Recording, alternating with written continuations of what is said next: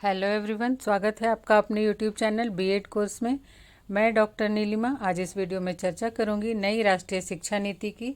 कहीं कहीं ये बीएड के कोर्स में ऐड कर दिया गया है, मेरे यहाँ तो ऐड कर दिया गया है, इसलिए इसके नोट्स मैंने तैयार किए हैं। अगर आप बीएड के सिलेबस को हिंदी में समझना चाहते हैं तो डिस्क्रिप्शन बॉक्स में प्ले लिस्ट का लिंक दिया हुआ है, आप वहाँ जाकर देख सकते हैं। और अगर आप मेरे चैनल पर नए हैं तो इसे सब्सक्राइब करके बेल आइकन दबा सकते हैं, जिससे कि आपको मेरे आने वाले वीडियो के नोटिफिकेशंस मिल सकें। तो आइए शुरुआत करते हैं। राष्ट्रीय शिक्षा नीति 2020। तो ये जो राष्ट्रीय शिक्षा नीति है, इसके विषय में जानने से पहले थोड़े से हम इसके पृष्ठभूमि को समझ लेते हैं। तो जैसे हमने पहले भी पिछले वीडियो में देखा कि स्वतंत्रता प्राप्ति के बाद देश में शिक्षा के विकास के लिए कई आयोग गठित किए गए। सबसे पहले 1948 में राधाकृष्णन आयोग, 1952 में मुदालियर आयोग, 1964 में कोठारी आयोग। और कोठारी आयोग के महत्वपूर्ण सुझाव के आधार पर ही 1968 में एक शिक्षा नीति बनी और शिक्षा के क्षेत्र में बदलाव आरंभ हुए। उसके पश्चात 1979 में भी एक शिक्षा नीति बनी, किंतु यह कागजों तक ही सीमित रह गई और फिर से 1968 की शिक्षा नीति का ही पालन होता रहा। फिर राजीव गांधी के समय, जो हमारे प्रधानमंत्री थे, तो उनके समय में 1986 में एक नई शिक्षा नीति बनी और पूरे देश में एक समान शैक्षिक ढांचा 10+2+3 लागू किया गया। और इसे ही कुछ संशोधन के बाद इस जो शिक्षा नीति थी, इसमें संशोधन किया गया 1992 में। इसके बाद 2014 में भारतीय जनता पार्टी के चुनावी घोषणा में शामिल एक नवीन शिक्षा नीति बनाने के संकल्प को पूरा करने के उद्देश्य से 2019 में मानव संसाधन विकास मंत्रालय ने नई शिक्षा नीति के लिए जनता से सलाह लेना शुरू किया। और ये जो शिक्षा नीति थी, इसके लिए नई शिक्षा नीति के निर्माण के लिए जून 2017 में पूर्व इसरो के प्रमुख डॉक्टर के कस्तूरी रंगन की अध्यक्षता में एक समिति का गठन किया गया था और इस समिति ने मई 2019 में राष्ट्रीय शिक्षा नीति का मसौदा प्रस्तुत किया। तो ये जो सलाह जनता से मांगना शुरू किया गया नई शिक्षा नीति के लिए, तो उसमें उसी श्रृंखला में अगस्त 2020 को शिक्षा नीति पर ऑनलाइन सभा में प्रधानमंत्री नरेंद्र मोदी, प्रसिद्ध अंतरिक्ष वैज्ञानिक के कस्तूरी रंगन तथा देश भर के शैक्षणिक संस्थानों ने भाग लिया। इसमें बिड़ला प्रौद्योगिकी एवं विज्ञान संस्थान, पिलानी जामिया, पंजाब विश्वविद्यालय, तेजपुर विश्वविद्यालय तथा कालीकट विश्वविद्यालय केरल ने भाग लिया। तो इस प्रकार से भारत में कुल 34 वर्षों के बाद अर्थात 1986 के बाद शिक्षा नीति में बदलाव करके नई शिक्षा नीति 2020 तैयार किया गया है। यह शिक्षा नीति अंतरिक्ष वैज्ञानिक के कस्तूरी रंगन की अध्यक्षता वाली समिति के रिपोर्ट पर आधारित है। केंद्र सरकार ने नई शिक्षा नीति को वर्ष 2020 से शुरू भी कर दिया है। अब राज्य सरकार की अनुमति से इसे राज्यों में लागू किया जाएगा, अर्थात जो भी राज्य सरकार अनुमति लेके और इसे लागू करेगा। और यहाँ ये भी जानना जरूरी है कि जो कर्नाटक है वो ऐसा राज्य है जिसने इस नई शिक्षा नीति को सबसे पहले लागू किया। उसके बाद मध्य प्रदेश सरकार ने भी नई शिक्षा नीति को अपने राज्य में लागू कर दिया है और अब जल्द ही अन्य राज्य भी इसे अपने राज्यों में लागू कर देंगे। अब आइए देखते हैं कि इस शिक्षा नीति में शिक्षा के लिए क्या सुझाव दिए गए हैं, क्या क्या संस्तुतियाँ हैं।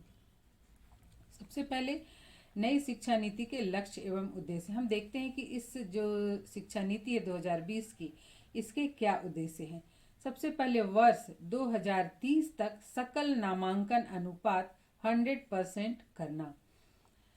5वीं कक्षा तक की शिक्षा मातृभाषा या स्थानीय भाषा या क्षेत्रीय भाषा में उपलब्ध कराना। फिर नेक्स्ट कक्षा 8 और उससे आगे की शिक्षा के लिए मातृभाषा को प्राथमिकता। ये मातृभाषा को प्राथमिकता दी गई है, किंतु विद्यालय चाहे तो आवश्यकता अनुसार भाषा में परिवर्तन कर सकते हैं। फिर 3 से 18 आयु वर्ग के बच्चों को शिक्षा का अधिकार कानून 2009 के अंतर्गत रखा गया है। नेक्स्ट है सभी छात्रों को उच्च शिक्षा प्रदान करना। नेक्स्ट है 2025 तक पूर्व प्राथमिक शिक्षा को सार्वभौमिक बनाना। सकल घरेलू उत्पाद का 6% व्यय करना। नेक्स्ट है देश के सभी उच्च शिक्षा संस्थानों के लिए भारतीय उच्च शिक्षा परिषद नामक एकल नियामक की परिकल्पना की गई, अर्थात सभी उच्च शिक्षा के लिए ये जो भारतीय उच्च शिक्षा परिषद होगी और सबके लिए वो एक ही तरह के एक ही प्रकार के नियम बनाएगी। नेक्स्ट है समग्र विकास के साथ मूल्यांकन प्रक्रिया में सुधार। फिर है पढ़ने लिखने और गणना करने की बुनियादी योग्यता पर बल। फिर है पाठ्येतर गतिविधियों एवं व्यावसायिक शिक्षा के बीच के अंतर को मिटाना, अर्थात इस शिक्षा नीति द्वारा बालक के सर्वांगीण विकास, उसके व्यक्तित्व के सर्वांगीण विकास की कल्पना की गई है। अब इस शिक्षा नीति में एक जो महत्वपूर्ण परिवर्तन हुआ वो ये कि मानव संसाधन विकास मंत्रालय का नाम बदल दिया गया। 2020 की नई शिक्षा नीति के तहत मानव संसाधन विकास मंत्रालय का नाम परिवर्तित करके शिक्षा मंत्रालय रखा गया है। अब इसमें शिक्षा संरचना में भी चेंज हुआ है नई शिक्षा नीति में। तो नई शिक्षा नीति के तहत 10+2 की स्कूली शिक्षा की संरचना के स्थान पर 5+3+3+4 की शिक्षा संरचना लागू की गई है। इसमें शिक्षा के 4 स्टेज होंगे। स्कूली शिक्षा को 4 स्टेज में रखा गया है। इसमें सबसे पहले 5 वर्ष की शिक्षा को फाउंडेशन स्टेज कहा गया, 3 वर्ष की शिक्षा को प्रीपेटरी स्टेज कहा गया और फिर उसके बाद की 3 वर्ष की शिक्षा को मिडिल स्टेज कहा गया और लास्ट जो 4 वर्ष की शिक्षा है उसे सीनियर सेकेंडरी स्टेज कहा गया। अब हम सब एक एक करके जो शिक्षा के स्तर हैं उनको देखेंगे।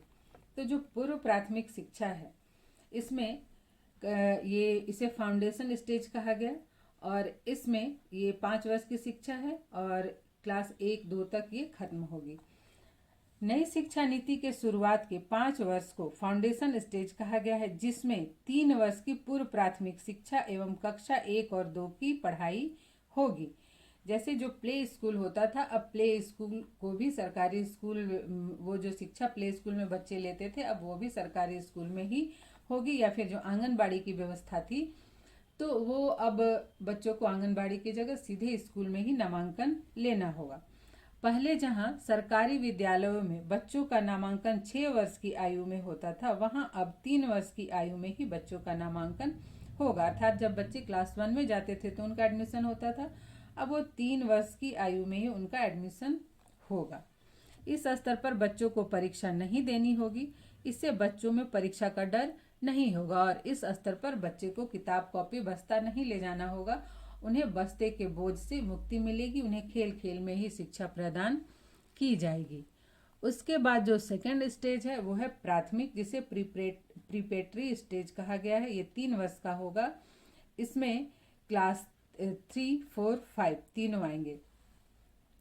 इस स्टेज में बच्चा कक्षा 3, 4 और 5 की पढ़ाई पूरी करेगा। इस स्तर पर शिक्षा का माध्यम मातृभाषा या क्षेत्रीय भाषा होगी। इस स्तर से बच्चों को परीक्षा देनी होगी, अर्थात कक्षा 3 से परीक्षा की शुरुआत हो जाएगी। कक्षा 2 तक कोई भी परीक्षा नहीं होगी, किंतु कक्षा 3 से क्लास 3 से बच्चे की परीक्षा की शुरुआत हो जाएगी। इसके बाद है माध्यमिक स्तर, जिसे कि नई शिक्षा नीति में मिडिल स्टेज कहा गया है। यह 3 वर्ष का होगा और इसमें क्लास 6, 7 और 8 आएंगे। तो 8 वर्ष एवं कक्षा 5 तक की शिक्षा पूरी करने के बाद बच्चा माध्यमिक स्तर पर आएगा एवं कक्षा 6, 7 और 8 की पढ़ाई पूरी करेगा। इस स्टेज में बच्चों को व्यावसायिक शिक्षा भी दिया जाएगा। जैसे कि ये जो मिडिल स्टेज की शिक्षा है, यहीं से व्यावसायिक शिक्षा शुरू हो जाएगी। बच्चे को किसी न किसी कौशल की शिक्षा देना आरंभ कर दिया जाएगा, जैसे कि कंप्यूटर ट्रेनिंग, कोडिंग, सिलाई बुनाई, बढ़ई आदि की ट्रेनिंग दी जाएगी। ये बच्चे की रुचि और उसकी आवश्यकता के आधार पर होगी कि वो किस कौशल की ट्रेनिंग लेना चाहता है। इस स्तर पर पढ़ाई किसी भी भारतीय भाषा में होगी। अब हम देखते हैं उच्च माध्यमिक स्तर, जिसे कि सीनियर सेकेंडरी स्टेज कहा गया है नई शिक्षा नीति में। यह स्टेज कक्षा 9 to 12 तक का होगा, अर्थात ये 4 वर्ष का होगा। इसमें छात्र जो भी विषय पढ़ना चाहता है वह पढ़ सकता है। इस स्तर पर साइंस, कॉमर्स और आर्ट्स इन सभी स्ट्रीम को हटा दिया गया है। इस स्तर पर मल्टीपल सब्जेक्ट का प्रावधान रहेगा, कोई भी स्ट्रीम नहीं होगा। छात्र जो भी विषय पढ़ना चाहते हैं उसे चुन सकते हैं, उसे रख सकते हैं। जैसे होता है कि आर्ट्स, कॉमर्स, साइंस पढ़ना है तो अलग अलग विषय हो गए, उनका कॉम्बिनेशन हो गया, पर अब ऐसा नहीं होगा, ये स्ट्रीम हटा दिया गया है। छात्र यदि चाहे तो साइंस का एक सब्जेक्ट, जैसे वो मैथ ले लिया, फिजिक्स ले लिया, फिर अगर उसे उसकी इच्छा है कि वो हिस्ट्री पढ़ना चाहता है या ज्योग्राफी पढ़ना चाहता है तो वो उसे भी ले सकता है। अगर उसकी इच्छा है कि वो म्यूजिक पढ़ेगा तो म्यूजिक भी ले सकता है। तो इस तरह से मल्टीपल सब्जेक्ट की व्यवस्था की गई है। ये छात्रों के लिए बहुत ही अच्छी बात है। यहाँ वही कहा गया कि जैसे बच्चा अगर कोई जीव विज्ञान लेता है तो इतिहास, भूगोल एक साथ रख सकता है। और ये जो सेकेंडरी स्टेज की शिक्षा है, इसमें 9 to 12 कक्षा तक की परीक्षा सेमेस्टर में होगी। प्रत्येक 6 महीने में सेमेस्टर की परीक्षा होगी और इस स्तर पर एक विदेशी भाषा की शिक्षा भी दी जाएगी। अब नेक्स्ट है स्नातक शिक्षा। स्नातक शिक्षा को 3 से 4 वर्ष का किया गया है। इसमें नई शिक्षा नीति के अनुसार स्नातक शिक्षा 3 से 4 वर्ष की होगी और प्रत्येक वर्ष के लिए अलग अलग प्रमाण पत्र दिए जाएंगे। जैसे पहले होता था कि 3 साल की शिक्षा पूरी करने के बाद ही प्रमाण पत्र मिलता था, किंतु अब वैसा नहीं होगा। 1 वर्ष की पढ़ाई करने के बाद ग्रेजुएशन का सर्टिफिकेट दिया जाएगा। 2 वर्ष की पढ़ाई पूरी करने के बाद ग्रेजुएशन डिप्लोमा का सर्टिफिकेट दिया जाएगा। 3 वर्ष की पढ़ाई पूरी करने वाले को ग्रेजुएशन की डिग्री दी जाएगी तथा जो 4 वर्ष की पढ़ाई पूरी करेंगे, 4 वर्ष का स्नातक करने वाले को शोध ग्रेजुएशन प्रमाण पत्र दिया जाएगा। इसमें यह व्यवस्था है कि अगर कोई छात्र 1 वर्ष की शिक्षा प्राप्त करने के बाद किसी कारणवश की अपनी किसी परिस्थितिवश पढ़ाई छोड़ देता है तो कुछ वर्षों के बाद वह पुनः पढ़ाई जारी रखना चाहता है तो उसे रख सकता है, किंतु इसके लिए उसे प्रथम वर्ष में नामांकन नहीं करवाना होगा, वह सीधा सेकेंड ईयर में नामांकन करवाएगा।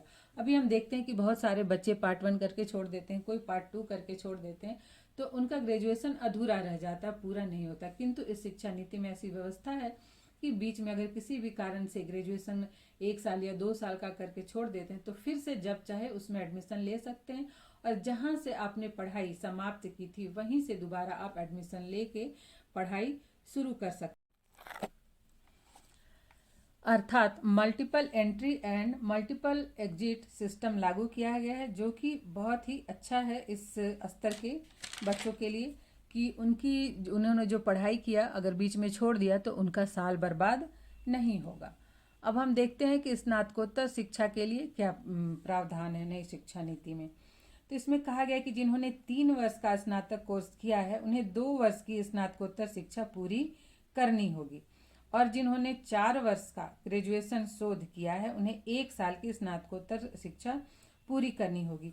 ये जो 3 वर्ष की ग्रेजुएशन की शिक्षा है उसमें शोध शामिल नहीं है, इसलिए उन्हें 2 साल का पीजी कोर्स करना होगा, किंतु जिन्होंने 4 वर्ष का किया है तो चौथे वर्ष में शोध है, इसलिए उन्हें पीजी 1 साल का ही करना होगा। अब नेक्स्ट हम देखते हैं एमफिल एवं पीएचडी। तो नई शिक्षा नीति में एमफिल का कोर्स समाप्त कर दिया गया है। अब 4 साल की स्नातक शिक्षा के बाद छात्र सीधे पीएचडी कर सकते हैं और पीएचडी करने की कुल अवधि 4 वर्ष की होगी। अब हम पाठ्यक्रम को देखते हैं कि पाठ्यक्रम में क्या क्या है। इसमें पूर्व प्राथमिक स्तर पर अर्थात 3 वर्ष तक बच्चों को प्ले स्कूल की तरह ही शिक्षा खेल खेल में दी जाएगी। बच्चों को बस्ता का वजन नहीं ढोना पड़ेगा, किताब कॉपी नहीं ले जाना होगा। इस स्तर पर कक्षा 3 से 5 तक विज्ञान, गणित एवं कला आदि की पढ़ाई होगी। कक्षा क्लास 6 to 8 तक शिक्षा में सामान्य विषयों के साथ कौशल विकास कोर्स भी शुरू किए जाएंगे। कंप्यूटर कोडिंग, सिलाई, बुनाई, बढ़ई इत्यादि, अर्थात जो सामान्य विषयों की शिक्षा होती है वो होगी ही, साथ साथ में व्यावसायिक शिक्षा भी परीक्षाएं 5+3+3+4 शिक्षा संरचना में 5 वर्ष तक की शिक्षा परीक्षा मुक्त होगी। दूसरे भाग कक्षा 3 से परीक्षाएं आरंभ होंगी। तीसरे स्तर पर भी परीक्षाएं होंगी। 4 वर्षों की शिक्षा में परीक्षाएं सेमेस्टर के अनुसार प्रत्येक 6 महीने में होंगी। कक्षा 10 में बोर्ड की अनिवार्यता को समाप्त कर दी गई है। अब छात्र को केवल 12वीं की परीक्षा देनी होगी। स्नातक में प्रत्येक वर्ष के अंत में परीक्षा देनी होगी। बोर्ड की परीक्षा अब 2 बार होगी तथा इसमें नंबर की जगह ग्रेड देने की बात कही गई है। परीक्षा का स्वरूप बदलकर अब छात्रों की क्षमताओं का आकलन किया जाएगा, ना कि उनके याददाश्त का। जैसे होता है ना कि एग्ज़ाम में याद करके गए और सब लिख दिए तो अच्छा मार्क्स आ गया, वैसा नहीं है। अब उनकी क्षमताओं का भी आकलन किया जाएगा। शिक्षा का माध्यम NEP 2020 में भी कक्षा 5 तक मातृभाषा, स्थानीय भाषा, क्षेत्रीय भाषा का प्रयोग शिक्षा के लिए किया जाएगा। अर्थात इस शिक्षा नीति में भी त्रिभाषा सूत्र को अपनाया गया है। 3 भाषाओं में 2 भारतीय भाषा होगी और एक कोई दूसरी भाषा हो सकती है, अंग्रेजी या फिर कोई विदेशी भाषा भी हो सकती है।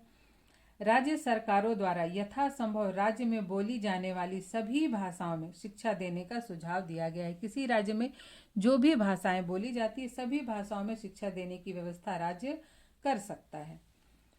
अंग्रेजी को सभी बच्चों के लिए 3 भाषाओं में से एक भाषा के रूप में अच्छी तरह से पढ़ाया जाए, क्योंकि अंतर्राष्ट्रीय ज्ञान को हासिल करने के लिए अंग्रेजी का ज्ञान होना अत्यंत ही आवश्यक है।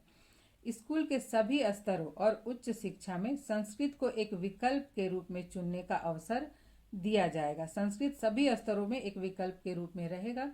छात्र उसे चाहे तो चुन सकते हैं और नहीं तो नहीं चुन सकते हैं। विद्यालय चाहे तो विदेशी भाषा भी विकल्प के रूप में दे सकते हैं। किसी भी विद्यार्थी पर कोई भाषा थोपी नहीं जाएगी। जबरदस्ती किसी भी छात्र को कोई भाषा सीखने को मजबूर नहीं किया जाएगा। उसके पास विकल्प के रूप में विदेशी भाषा भी है, संस्कृत भाषा भी है और मातृभाषा, स्थानीय भाषा, क्षेत्रीय भाषा तो है ही, साथ साथ अंग्रेजी भी है। नेक्स्ट है उच्च शिक्षा अनुदान आयोग। इसमें उच्च शिक्षा संस्थानों को अनुदान देने का काम उच्च शिक्षा अनुदान आयोग करेगा। साथ ही इन संस्थानों के अलग अलग विभागों के लिए नियम, कानून और गाइडलाइन करने की जिम्मेदारी भी इस आयोग की ही होगी। क्योंकि अभी हमारे देश में जैसे जो यूनिवर्सिटीज़ हैं, अलग अलग तरह के, डीम्ड यूनिवर्सिटी हुआ, सेंट्रल यूनिवर्सिटीज हुआ, स्टैंडर्ड लोन इंस्टीट्यूशन हुआ, इनके लिए अलग अलग नियम है, किंतु नई शिक्षा नीति में सभी के लिए नियम एक समान हो जाएंगे। नेक्स्ट है शिक्षा के अधिकार का विस्तार। नई शिक्षा नीति में शिक्षा के अधिकार का विस्तार किया गया है। पहले शिक्षा के अधिकार के अंतर्गत 6 से 14 वर्ष के बच्चे आते थे। अब 3 साल से 18 साल के बच्चों के लिए इसे लागू किया गया है और यह नियम सरकारी और प्राइवेट सभी स्कूलों पर एक समान लागू होंगे। नेक्स्ट है कॉलेजों में सामान्य प्रवेश परीक्षा।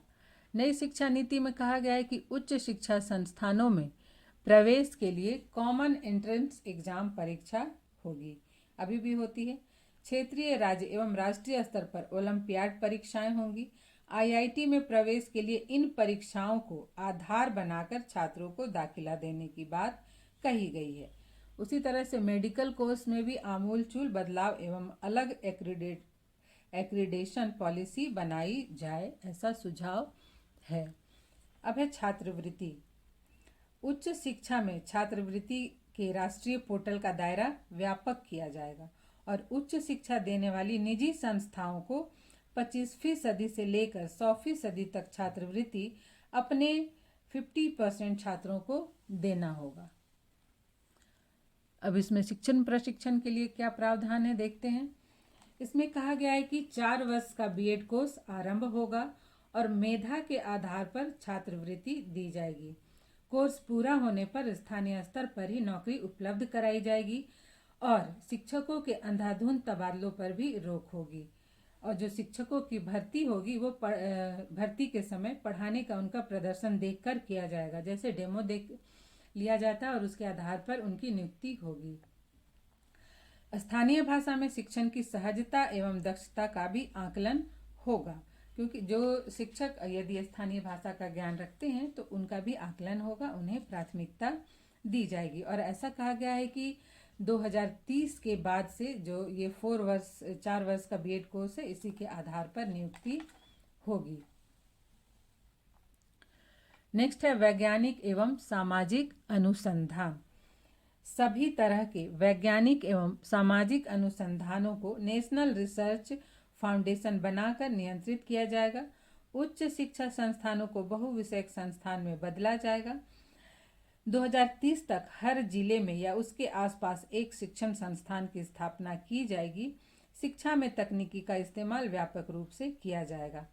ऑनलाइन शिक्षा का क्षेत्रीय भाषा में कंटेंट तैयार किया जाएगा। डिजिटल लाइब्रेरी, वर्चुअल लैब उपलब्ध कराए जाएंगे। नेक्स्ट है कृषि एवं इंजीनियरिंग की शिक्षा। उच्च शिक्षा के अन्य क्षेत्रों की तरह ही इंजीनियरिंग कॉलेजों में भी मल्टी डिसिप्लिनरी सब्जेक्ट के साथ मल्टी एंट्री और एग्जिट व्यवस्था लागू रहेगी। जैसे इंजीनियरिंग के छात्र को यदि म्यूजिक विषय में रुचि है तो वह गृह विज्ञान में, या फिर गृह विज्ञान में रुचि है तो वो उसे भी ले सकते हैं।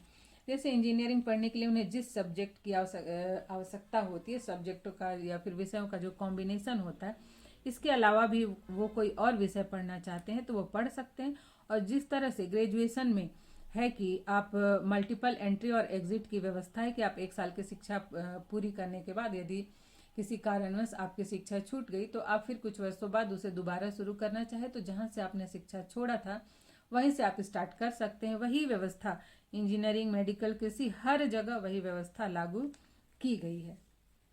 और कृषि शिक्षा के लिए कहा गया कि कृषि शिक्षा को और भी अधिक रोजगार परक एवं उन्नत बनाया जाएगा। अब हम देखते हैं स्त्री शिक्षा। शिक्षा में बालिकाओं की भागीदारी बढ़ाने के लिए जेंडर समावेशी फंड की व्यवस्था की गई है शिक्षा नीति में, जिससे महिलाओं को विद्यालय परिसर में सुरक्षापूर्ण और स्वस्थ वातावरण मिल सके। शौचालय, सैनिटेशन, साइकिल की सुविधा दी जाए। फीस न भर पाने पर अभिभावकों को सशर्त नगद हस्तांतरण इत्यादि शामिल है। कस्तूरबा विद्यालय को अधिक सशक्त बनाना, और जो ग्रामीण क्षेत्रों की महिलाएं, बच्चियां हैं या लड़कियां हैं, वो किसी कारणवश विद्यालय नहीं जा पाती हैं तो ऐसे बच्चों के लिए छात्रावास की सुविधा। और स्त्री शिक्षा के स्तर पर व्यावसायिक शिक्षा पर भी बल दिया गया है। अब नेक्स्ट है ऑनलाइन शिक्षा पर बल। नई शिक्षा नीति में टेक्नोलॉजी और ऑनलाइन शिक्षा पर जोर दिया गया है।